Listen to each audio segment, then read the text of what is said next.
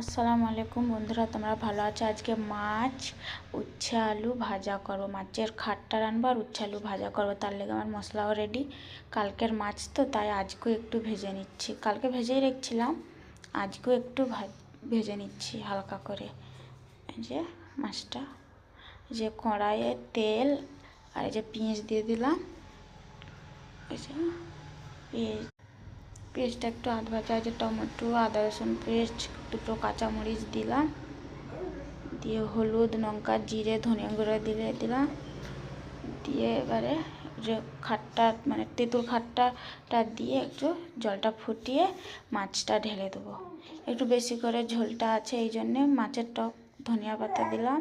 আর কাঁচামরিচ দেবো, দুটো কাঁচামরিচ দিয়ে একটু চাপা দিয়ে ফুটিয়ে নামিয়ে নেবো। এই যে আমার রেডি, মাছের টক রেডি। এই যে দেখো বন্ধুরা কেমন হয়েছে। এবারে কড়াই সাদা তেল দিয়ে,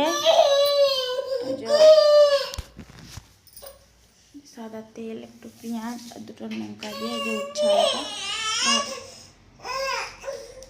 উচ্ছাটা দিয়ে একটু হলুদ লঙ্কা সামান্য করে দিয়ে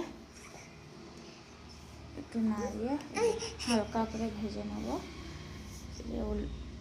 এই যে আমার রেডি উচ্ছে আলু ভাজাটাও এবার নামিয়ে দেবো। এই যে আমার বড়ো মেয়ে আর এই যে একটা ছোটো মেয়ে, ছোটোটা বড়োটার কোলে মাথা রেখে মোবাইল দেখতেছে। দেখো কত সুন্দরভাবে, দেখো কেমনভাবে দেখতেছে মোবাইল। দুজনেই মোবাইলটা চালিয়ে দিয়েছি।